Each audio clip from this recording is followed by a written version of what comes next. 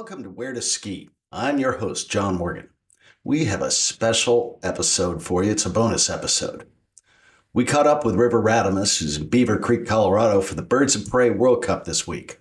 Just skied to 8th in the Super G. River's in his 6th season on the World Cup. He's got 95 starts, 1 podium. He also got a gold in the team parallel in the 2023 World Championships and a ton of junior championships. So let's talk to River. Sorry about the video quality. Sometimes bandwidth's a little lacking in the mountains, but that doesn't take away from the conversation. Hey, River, welcome to Where to Ski. How are you, buddy? I'm great. Great to be here. Thanks for having me. Nice run today. Congrats. Thanks. Yeah, it's always fun racing in my backyard, and snow was awesome. It was a beautiful day, and I just knew I had to throw one down for the crowd. Yeah, and you did too. I think you were the top North American, and a third of the field didn't make it through the jumps. Yeah, yeah, it was a challenging one and a really fast track today. So the margin for error was really thin. I wanted to lay it on the line and knew I had to respect a couple of sections, but was able to put it together mostly. So I'm really proud of it. Yeah, you should be. You should be. That's awesome. I'm going to go somewhere else for a minute. You're 0-2 in the River versus series. How are you going to fix that? Okay. Oh, I hope that it's coming around. I think naturally by getting my butt kicked by all these great guys, it'll inspire me to ski a little bit faster. I think mostly I'm sick of losing money, and that'll also inspire me to get a little bit faster. But uh, yeah, it's all in good fun, and I'm really enjoying challenging all these world champions and seeing if I can get a couple of bucks off. Hopefully, my luck turns around here pretty soon. Oh, I'm sure it will. I'm sure it will. You got to stay away from guys like the Rocket that ski on ice rinks year round anyway. So Yeah, yeah. But if I challenge him on his home soil, it'll be all the better when I beat him. there you go. Hey, you've been working with somebody new here, Celsius. Can you tell me a little bit about what you worked with them on? Yeah, sure. I mean, I only try to partner with companies that are, easy for me to endorse, easy for me to be an ambassador for, because I believe in it myself. I find that true with everything from my equipment to any sort of supplements I take. And Celsius is something I really believe in. I've got a lot of early mornings, a lot of long days. And in this run up to the season, I've been using Celsius on a pretty regular basis. And I really like how I feel when I'm using it. And, it's just something that's naturally fit into my lifestyle, into my training habits. And so it's an easy partnership for me. Hey, you know what? You convinced me to try it. That's cool. Hey, this program is called Where to Ski. So I'm going to ask you a couple of questions that are about World Cup. We talk about some of the best places in the world to ski, and you ski all over the world. No training, fun day. You want to go just rip it up. What's your favorite place you've been to?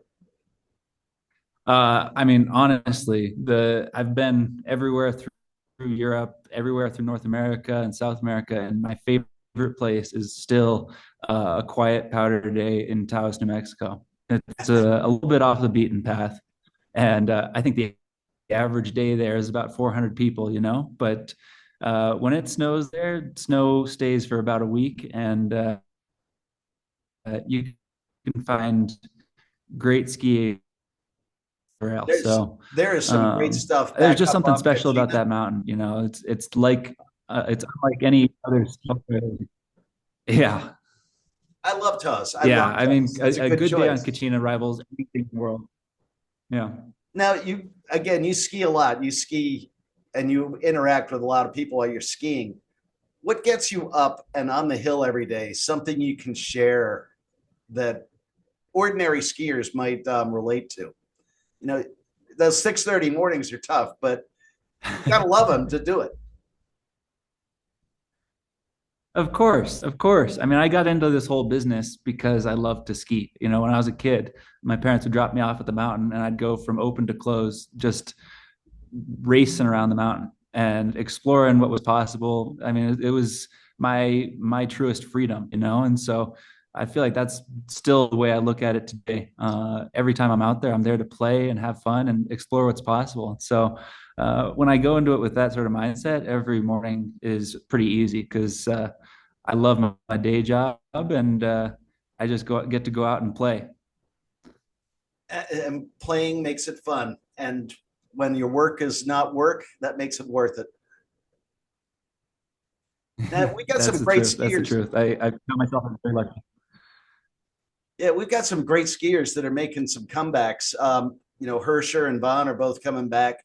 Well, Hersher sort of got sidelined last week, but Vaughn, I guess she punched her ticket today over Copper to be able to get do a World Cup start. Does that any of those guys coming back make any difference into how you're looking at the season? No, I mean it's really cool to see them back in the fold. I think that they've given so much to the sport, and their stories sort of transcend what the media sphere of the sport has. I think that it's really inspiring to see them not just uh, through their prime, all the success they had, but coming back and continuing to have success. Having Hersher score points at his first World Cup back was pretty stunning, and Lindsay, I have no doubt, is going to have some similar success. So it's just a privilege to get to ski alongside some of those folks again, and I want them to have as much success as possible, but I also want to kick their butts at the same time. So, and, and they should respect you. You've got some you added to your list today too, so you just keep at it. yeah, thanks. Like I've got a couple more wins to catch up to Hersher, but hopefully I can put a couple on the board. And you don't race right against her, but that's okay. That's okay. A little bit different skiing in the U.S. Than it is in Europe. Is it different vibe racing here and skiing here? It totally is. We're here in Beaver Creek right now, and grew up down in Edwards, about 15 minutes here. So not only is it an American race, but it's a race in my backyard. Which is really special for me. It's a European-dominated sport, and after this race, I'll spend all winter over in Europe. So it's a lot of time away from my friends and family and girlfriend. But coming back here, getting to share this with them, and trying to put on something for the home crowd is always special. I'm at the start, putting my poles over the wand, and I can hear the crowd at the finish. It's electric. So every time I come here, I think about the kid that used to be running around town trying to get autographs of all the American legends that I was. And I think about how I want to put on a show and hopefully inspire the next generation too. That's pretty cool. Well, River, I really appreciate you taking some time to talk to us today. Good luck tomorrow. Tomorrow's your big event, and just knock it out of the park, buddy. Thank you, John. Thank you so much. You might see River at Taos ripping a fast run or two. You definitely will see him skiing World Cup all over the world this year. If you like our podcasts, please share them and subscribe on our website, wheretoski.org. It's free. Stay connected to us to listen to perspectives on some of the world's best mountains from the legends that live there. Thanks for joining, and thanks to the Grits for the music.